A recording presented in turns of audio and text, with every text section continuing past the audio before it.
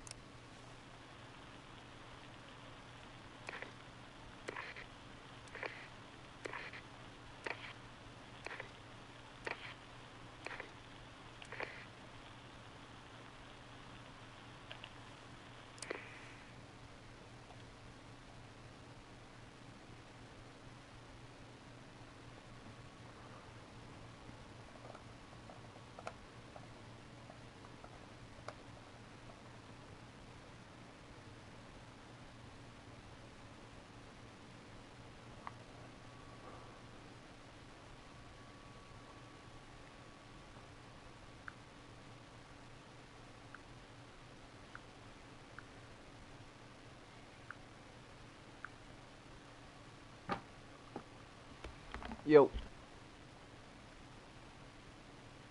Yo, Nate. If you can hear me, I can't hear you. Yeah, sorry, I'm plugging in the mic. No, you're How's fine. it going, buddy? It's going alright.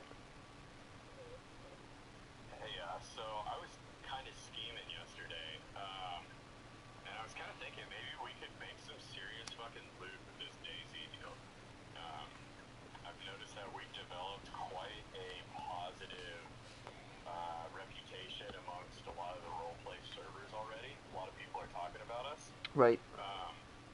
I don't know what the licensing is like, but I think I might have a roundabout way so that we could actually charge people money to play in our server.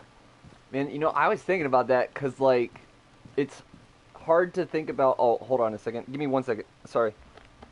Hello. Hello. Hello, hello. Survivor. Hello, Survivor. Hello, Survivor.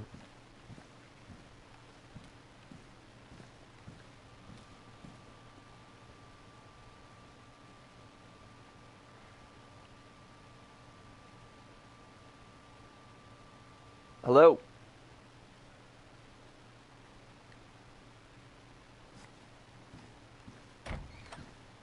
Hello.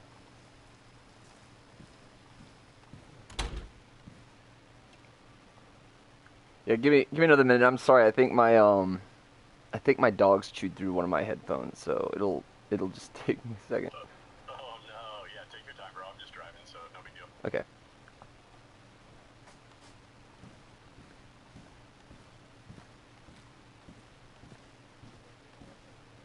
Hello.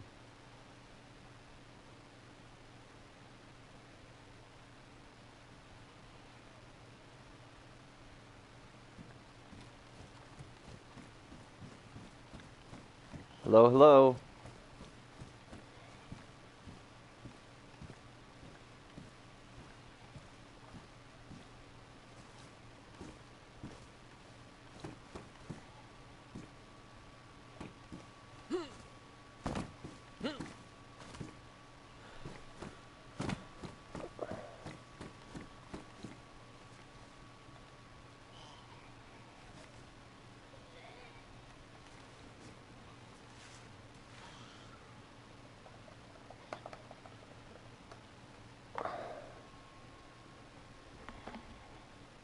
Sorry, I was in game and then I saw names show up and then I was like, oh crap, I don't want to get in trouble for that. And then I didn't want to just hop out, you know, and like have people be like, oh, I see Waggy, and then all of a sudden it's like, oh, where'd he go?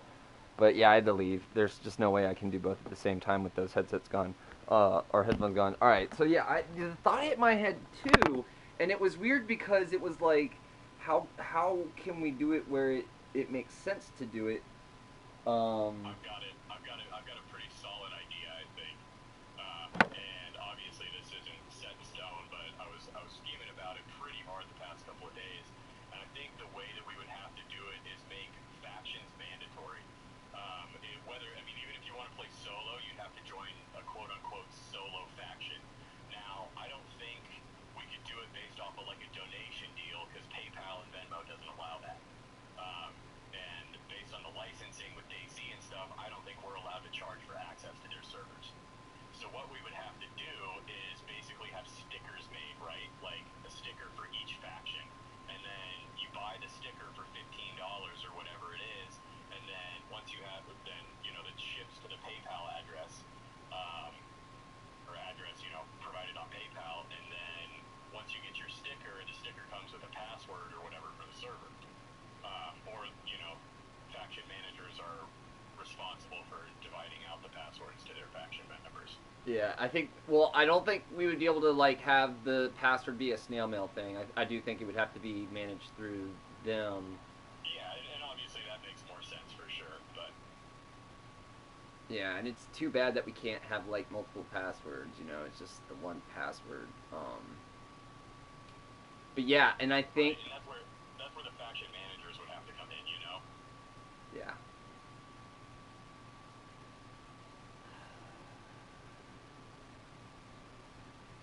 Can you hear me? Yeah, I can hear you. Okay, sorry.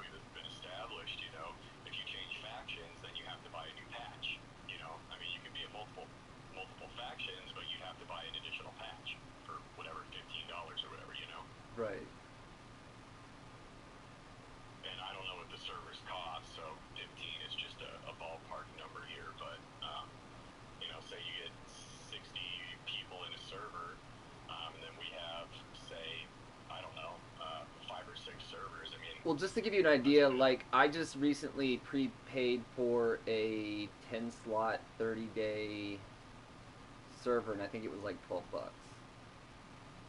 ain't shit. I'd be interested in just doing a yearly subscription up front, you know? Well, and when I say that I prepaid one, it's for the purposes of having a non-production server that we can like only allow certain people access, and the only reason they're in there is specifically to see, for instance, like what's the day-night cycle.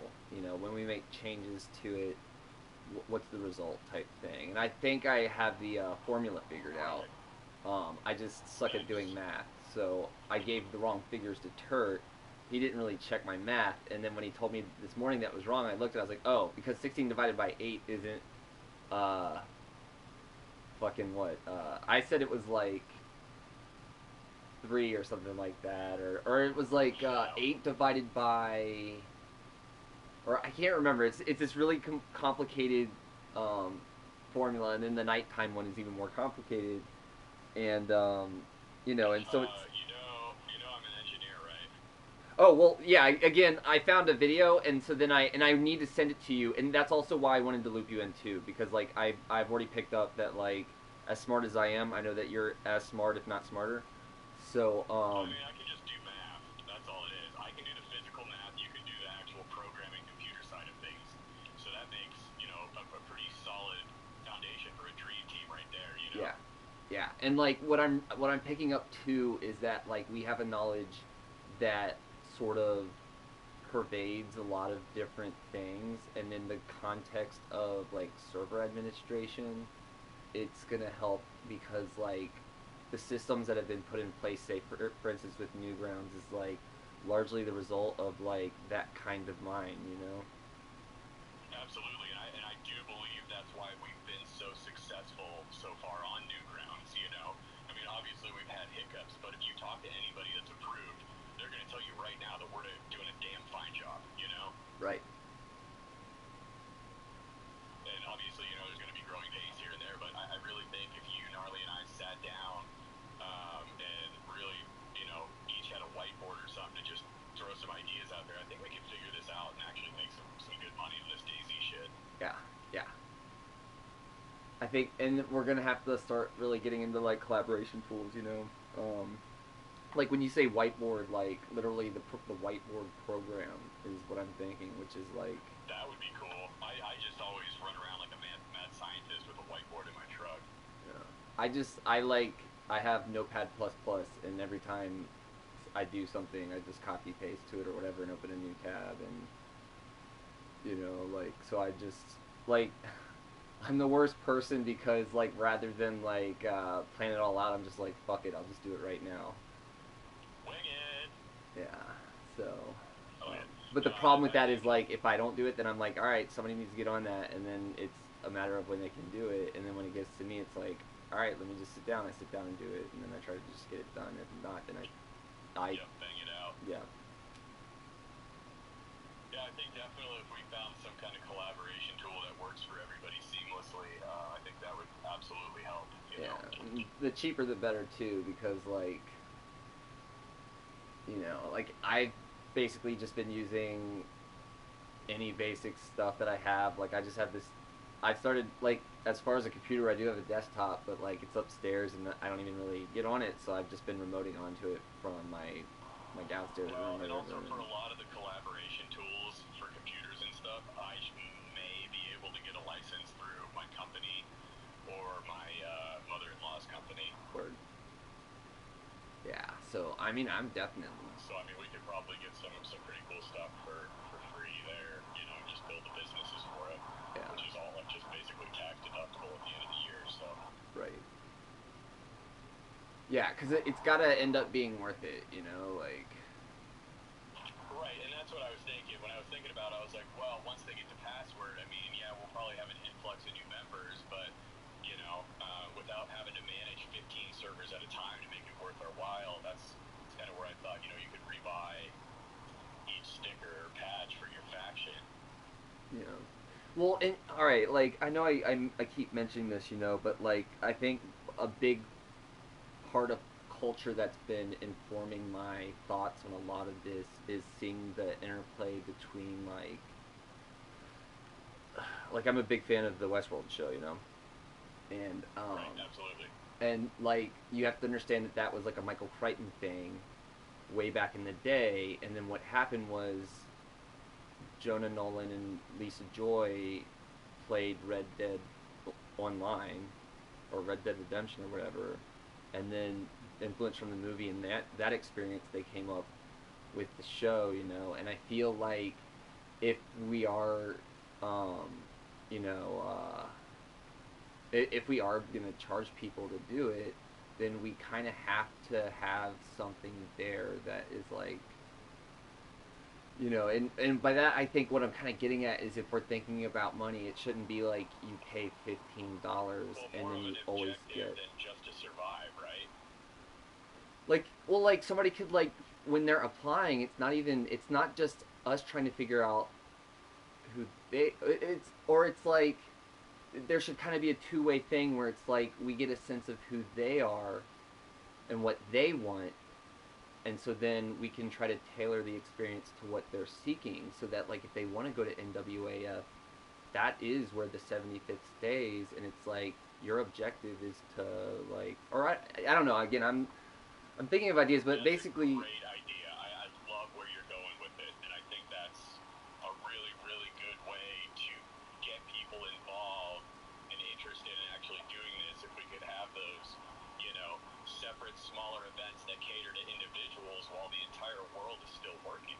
right, you know, and then so then it's more about like you could do it. It's like $15. You just get entry into the server, and you can go and do what you want. But then it's like, and then we can try to tailor something more to what you're looking for a little bit more. Like that's as well. I don't know, man. But the idea though I was thinking though is like, well, what's like the length of time that they get in when they pay? You know, like those types of things. Like, do we do it like? Do we do it in like rolling periods where it's like, you know, you get entry into it during this time period, or is it like you get it and then you get 2 weeks or a month, or like, you know, there's a lot of this that we have to like really pin down the model, you know. Right. Yeah, that's absolutely good. What about, you know, something along the lines of seasons, kind of like Fortnite did? Um, Obviously, you don't have to like buy all the shit to be cool, but you know what I mean. Right. And well, so then that's where we get into we're not really selling access to the server. It's we're like providing these things that are branded. But then that's where you run into issues where it's like based on licensing, you know, there's only so much that we can get away with. So like we really have to think about if we're going to do this, the brand has to be our own. You know, we can't rely necessarily I think on I DayZ. think what we're gonna have to do is make it like a club. Yeah. You know.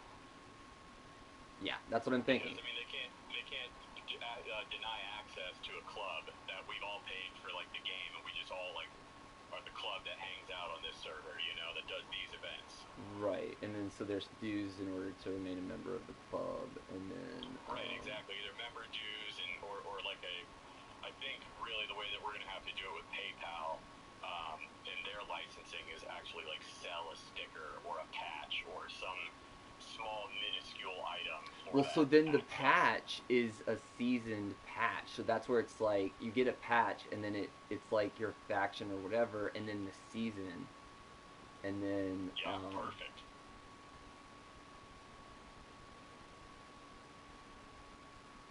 Yeah, I really I like the way that this is progressing. yeah, yeah. Man, it's like it's been a struggle for me too. Like I kind of want to like revert to like just more of a me and you being friends as opposed to thinking this out. It's like really been a struggle like trying to, you know, stay active in both this and humanitarian project, and I kind of like I've been trying to think of ways of sort of marrying them, but like I don't know if that's actually gonna be feasible, you know, like Well, do Gnarly and Turk know each other? kind of, but I think Gnarly's also a little protective of his baby, you know, and like that's valid. I'm not gonna fault him for that. And It's valid, but at the same time, if you look at who's actually been active and doing everything recently, it really hasn't been Gnarly. yeah, but I mean, I see it kind of like, you know, South Park, where you've got the idea guy, and then you've got somebody who's like kind of doing it, like the producer. Yep, absolutely. So I mean, he's a lot of the culture of the group, and he's sort of the figure, and I can't be that person. Like I'm just being real with you, Right. like on a personal level, I need somebody to sort of be the Well, and I agree too. I'm definitely more on the, back end of things. I'm not the spotlight. I don't like being in the spotlight. I just like making shit happen. yeah, and I like to be honest, I get really uncomfortable being in the position I've been in. Although like I'm glad that I've been able to step up and like you know like when I had to confront that one dude and you know, but it's just odd because I just always thought that I could be the guy that could make suggestions and then like figure out how to do it if anybody needed help, and then it starts turning more into like all of a sudden I'm like really deep into this, and I found myself somewhere where it was like how did I get here, you know? And again, I'm a lot of this I'm just trying to be more like a human right now, you know, like I'm just telling you what I'm thinking, and so hey Gnarly. Hey, buddy. How's that working? Come in here. Yeah, for the time being. Yeah, I'm chilling. What are you guys up to? I'm actually back at the office right now. I'm just about to unload my truck.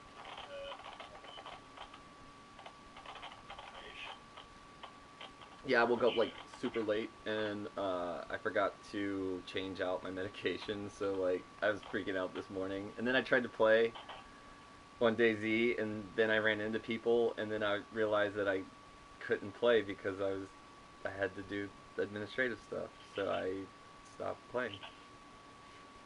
It was like a 5 minute session. No, it was fine, but it was the kind of thing where it's like I'm like on the HP server and I'm starting to organize the hub, and then I can see player names, and then I'm like, oh, hold on, let me put you on mute, and then it's night, and like I want to like actually get into it and start figuring out where these people are and everything, but I just can't devote that much energy into it right now, so I just had to stop, you know. But I don't mind because like my passion is I don't know if people really understand this or not, but my passion with the game like is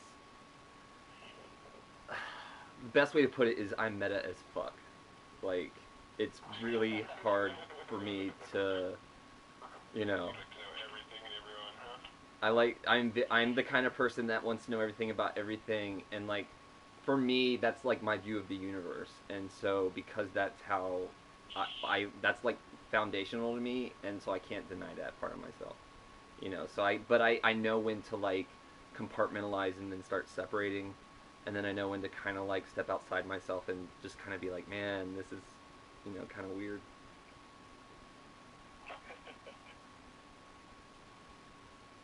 Well, Waggy, if you want to fill in gnarly about what we just talked about real quick, get his input on things, I'm going to unload my truck quick, and then I'll be able to hear you guys, but I'm just going to put myself on mute. Word. So I think both of us have at some point recently, at least speaking for myself, it was yesterday where it's like, man, this is starting to get on the level of business model. Like, you know, it when I first thought of it, it was like, nah, I don't know how that could be realistic or whatever. But it is starting to get to the point where we might want to think about if there is any sort of business model that we can apply to what we're doing, and especially with the amount of time that we're devoting to it, to kind of make it worthwhile, you know. So we don't know yet if that's feasible, but still, it's like I know Nate pretty much independently thought of it himself. You know, he's an engineer. I have a degree in information science and minor in computer science. And we kind of, I mean, for me, I kind of see you as sort of like the culture, vision, and leader of the group, you know. So we're just kind of spitballing and trying to think of ideas. I think the last thing we were really talking about was, you know, something that's really been influential to me is on just like a general level, Christopher Nolan and Jonah Nolan and Lisa Joy, and like kind of something that has many times informed my vision is this sort of like Westworld idea where like the people that are actually like regulars are sort of they are role playing and they are living in the world, but then it's like we can sort of sell experiences to people. And then the idea that Nate had was based on the restrictions that we would have, kind of make it more like rather than selling DayZ, selling membership to a club, and then to handle that through like seasons with, say, like sticker merchandise, like maybe a patch or something that's specific to a faction and a season or something like that, and still of course subject to the rules, but something that would kind of allow, you know, both the, like, an idea that I threw out there was like, so for instance, somebody could join and like they're like, okay, well, I want to go to Northwest Airfield, and it's like, oh, well, okay, we can tailor an experience for you based on how the world is set up with what we have, in which you have like a guide or somebody or your team that will, you know, team up with you, and you know, it might be that based on their ability to play or whatever, you you know, maybe it's like it takes them a week to go through that experience where they like travel to towns, and then, you know, when they're like gonna get off, they all, you know, go to sleep or whatever. People might leave, or I don't know. We haven't really banged that out, but for me, like, these are just like kind of rough ideas where it's like, you know, or somebody could be like, I want to be a medic, and then so what we do is we have an experience where, and it's actually, we try to get it so that it's natural, where like it's just, this is how it's set up, but like people again are free to role play, but it's like they could be a medic and we can find a place for them to go where there's like active shootings or whatever, and somebody gets taken down and they can run in with epinephrine and revive them and feel like, oh my god, I just like saved somebody, and it feels genuine, and you know, it's not rehearsed and scripted. I mean, like, what I've been doing with HP, this is what my night was last night, is I logged into the game, and lately, because I'm so hyped about Tool, first thing I did was I played that new song by theirs, which is like 10 minutes long, while the sun is rising in the game, and then I stop doing that, and then I go and I just start working on the hub, and then somebody shows up and they're like, hey man, and like, they look like they're reasonably kidded, and I'm like, oh, this guy knows what he's doing, he knows how to play. And then just by playing with them, I'm realizing, yeah, this guy knows how to shoot a gun in the game, but like, he hasn't really played this game. Like, he's played the game, but like, he's just been doing the same thing over and over again. And so I was like, all right, I want to show you like one of my first awesome experiences. And I treat it sort of like an Aboriginal walkabout, where it's like, so I'm gonna walk you through these places, I'm gonna point out these things, and like, and then I'm gonna tell you a story about like how I remember it, and you know, and then so I like, and then I'm like, all right, this is how I get from Electro to Cherno, and I walk them down the high voltage power lines, and they're like, oh, you can do this? I'm like, oh yeah, but I mean, you have to be careful because anybody could be walking down here. Like I ran into Nate the other day on the HP server, you know, he's just like running down the thing, I'm hiding behind trees, and he just runs up to me, I'm like, oh, hey, friendly. And, you know, and then, yeah, you know, so like, and then so we finally get to the house that's like right above Prigoroki, kind of hidden in the trees, and we're like, oh, do you see this? Somebody's hidden a base here. Like, and we go and we start snooping around, and I'm like, well, you know, I gotta tell you, man, I'm not into bases, and like, I'm not gonna steal anything, but let's check it out and just see how well it's made, and it, you know, whatever. So we check it out, and there's like a gate, and it's locked, and it's like, you know, I've got this axe, and I could totally just bust it down, but that's just not who I am. So instead, what I'm gonna do is I'm gonna go, and then he's like, I was like, oh, so what I'm gonna do is I'm gonna just set a crate in front of their door so that it's kind of a hint to them, hey, I found your location, and this is my suggestion. And so we go, and then I show him how to make a crate, and he's like, oh, this is how you make crates? And I'm like, yeah, you just need some nails, cut down some wood, make some planks, and now you can bury a stash. And I was like, and by the way, since you've indicated you want to go to Balota, I'm going to set up a dead drop with you. So then our next mission was we went to the mill tents like between Figure Road Key and Cherno, and I'm like, all right, I'm going to teach you how to roll under a fence so you can get through it without having to crawl for 5 minutes.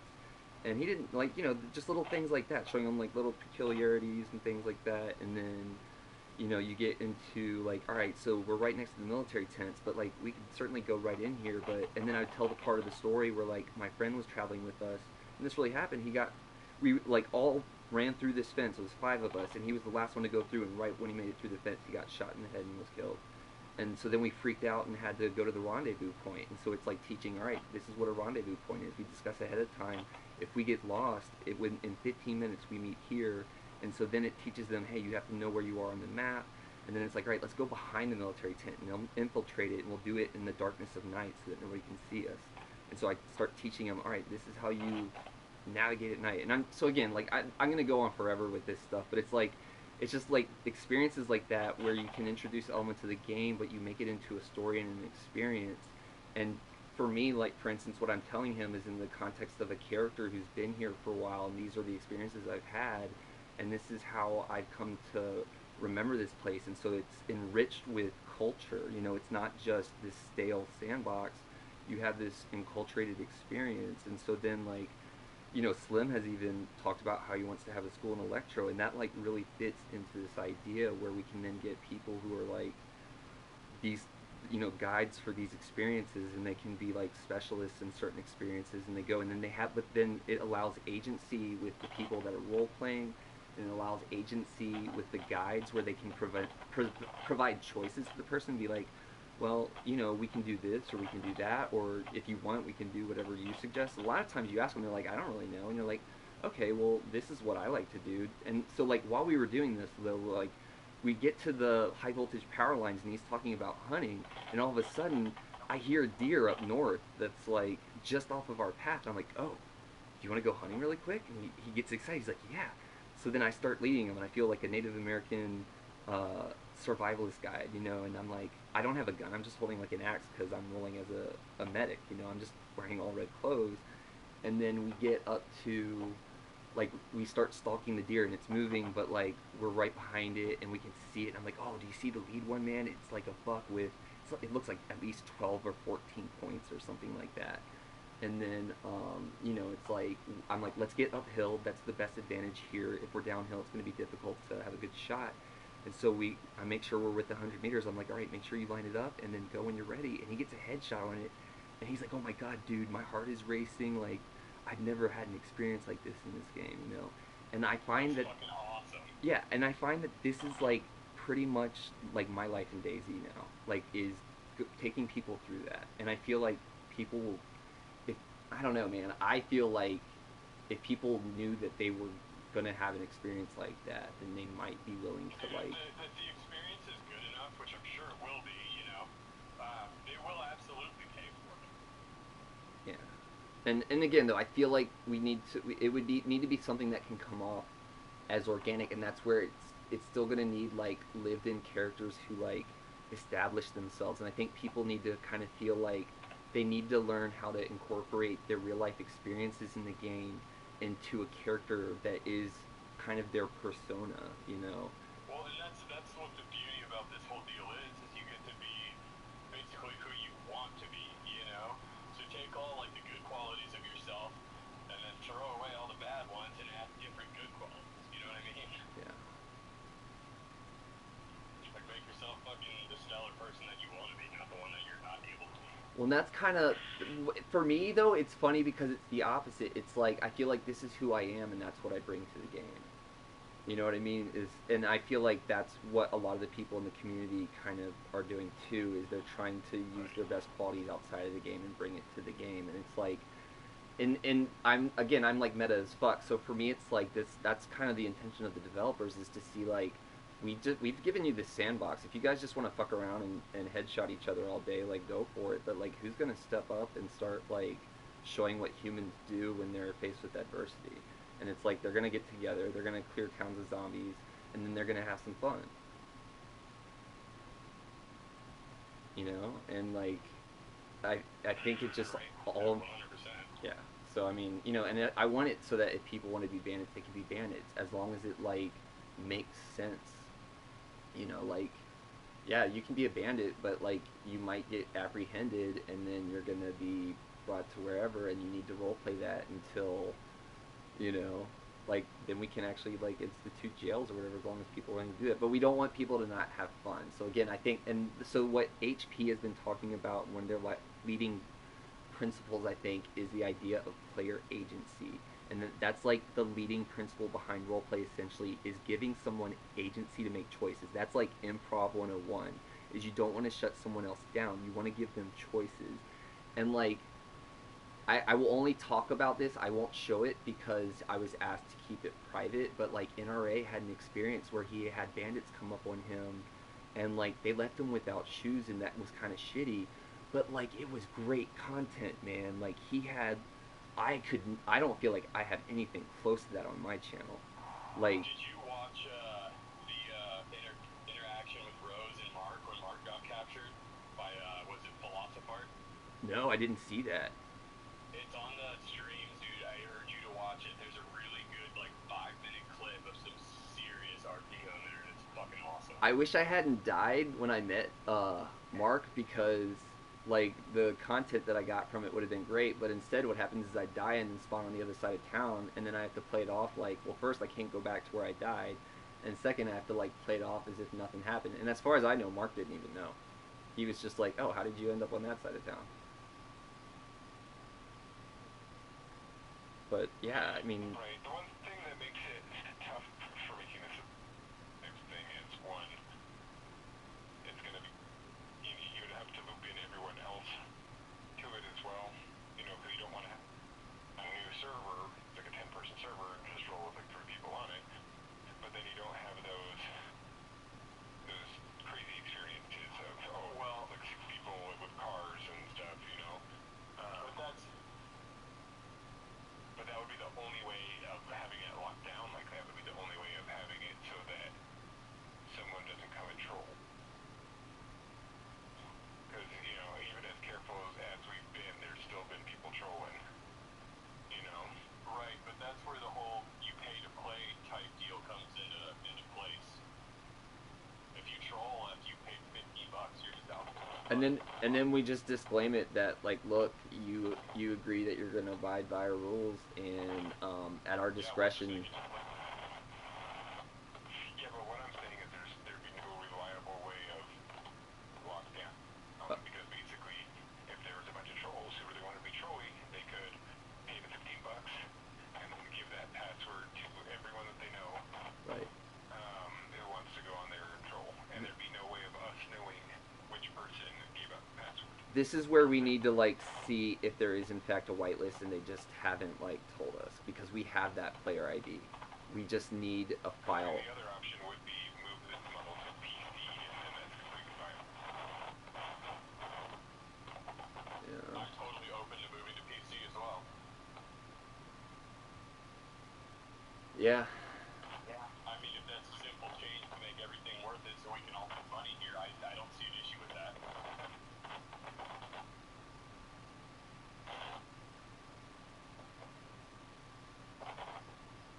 Yeah, it'll be a band-aid for me, but yeah.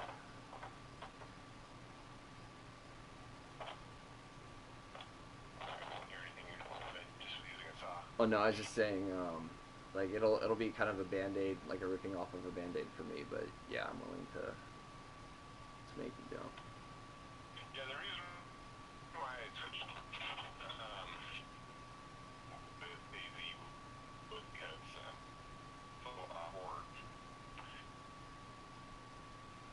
I've got a laptop that runs DayZ, but it's you know, that laptop is like 7, 8 years old type of thing, so you really have to have a somewhat okay setup to run DayZ and not have extreme lag.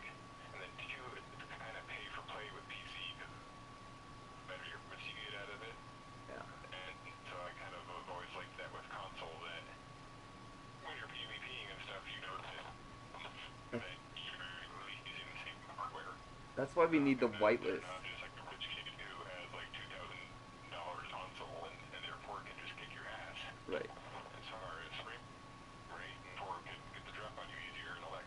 And I mean that's why I kind of like the PlayStation community is because like it's a lot of people that want to have an accessible experience without having to dump a lot of money, and that's kind of where I've been. I mean, I really feel like if they would just add a whitelist, if they could just add the whitelist, or if we could figure out how to do it through access to the database, then that would solve pretty much all of the problems associated with that.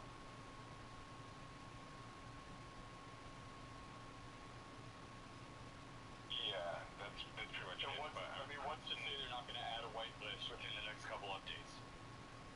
You know, I would say that they're probably not going to, just because of the nature of consoles, that they're a bit more geared towards the experience and less towards the tech. And with whitelisting, you literally have to find your IP address and then like Well, have no, it no, sent to them, and that's then not how whitelisting and then necessarily clear. works because we have the unique player ID through those logs. And so there's an example of where what you would do is compile a list of whitelisted player IDs and drop it into a config file, and then that dictates who has the ability to connect to the server. So like everything is there. It's just either we need access to the appropriate config file or they need to implement it, which really should be fairly simple, and it's just a matter of are they going to do it or not. Yeah. I don't know. Seeing, I mean, at this point, they don't even have server messages put in, so anything more in Yeah. depth than like what is vanilla, I think it's a stretch to think it's going to come out at this point. I mean, I don't know. I'm just saying, you know, I would try and bet money on it type thing. Yeah. Well, and if not, Just because I've seen DayZ do its development over, I think, thought it 2013. yeah. And I mean, they definitely made some steps forward. A lot of stuff just worked all at the same time, and so it's. I mean, there's pretty much since 2013, there's new animations, new lighting effects, some new areas on the map, and a lot less guns. And there's even less like stuff in the game. It was at one point in the game, and so it's one of those where it's like, yeah, but they kind of keep just working themselves in a circle. They'll add something, they'll remove something, they'll add something, they'll remove something. And a lot of times the stuff that they're adding is stuff that isn't necessarily beneficial in the game. I mean, it's cool stuff, like the lighting effects and that kind of stuff. I've gotten a lot of upgrades over the years, but at the same time, we're still at a list of like almost half the usable guns that used to be in the game and that kind of stuff. And it seems like that should be easy. And it's like, well, we haven't worked on the animations. It's like, oh, then just have your guys stand there for 5 seconds or however. But so keep guns that do your work in progress instead of completely getting rid of the gun while you're not working on an animation. Because they literally took those guns out a year and a half ago and still haven't done the animations to get it back in. So like the fact that all that shit is going on, it makes me really pessimistic about them like implementing new stuff, especially just on moving forward. I mean, the great if they did is just I would not count on it by any means. Yeah. Well, and the other thing too to keep in mind is that these are just like ideas that we had pop up, and I think it's good that we're able to at least discuss them. And then the other thing too is that I think we also need to, and at least for the near future, is like just see how sustainable this is because yeah, we have the trolling so far. I feel like we've been able to mitigate it pretty well, but then the idea is, are we able to continue that if we were to try to get into another area? And then what kind of like, you have to start thinking about the fact that if you're selling something, like how do you do it in a way that limits your liability, you know? Um, because you don't want it to be something where like somebody paid for something and then they claim that you didn't fulfill the promise of it. But and again, like right now, it's not like I'm saying we need to start collecting money tomorrow. Like this is definitely like we need to keep in mind that like there's potential here for something greater. If we want there to be, or if there's possibility for it. Absolutely agree 100%. That's why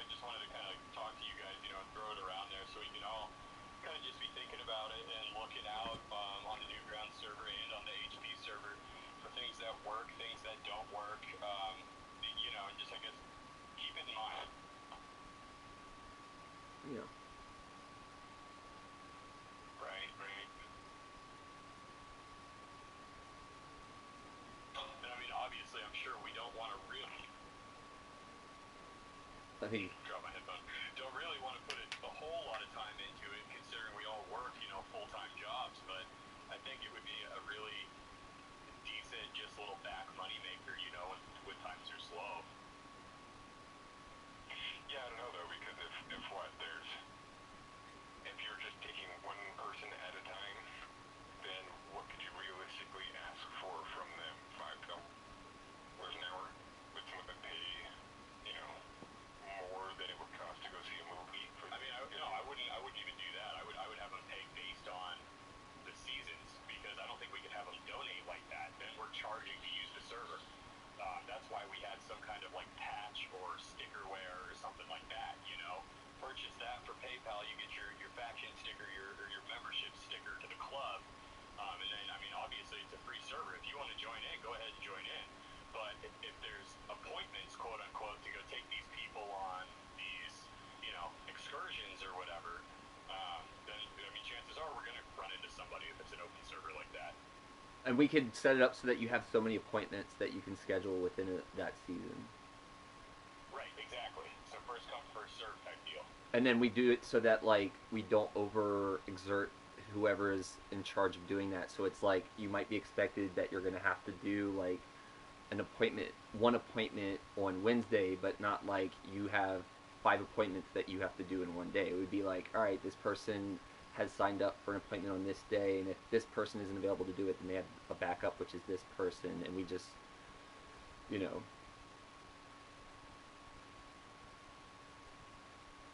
Right, yeah, it seems okay, but it's one of those where I'm just not sure on. The guides don't even need to be on payroll, they could just give free access and kickbacks, you know? Yeah. Like we gear them and we because I think you are gonna have to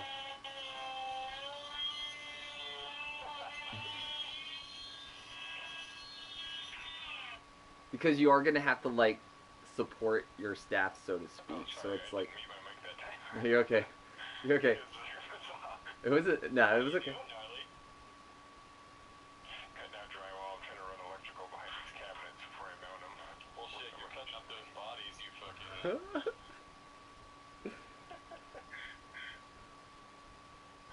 You suck.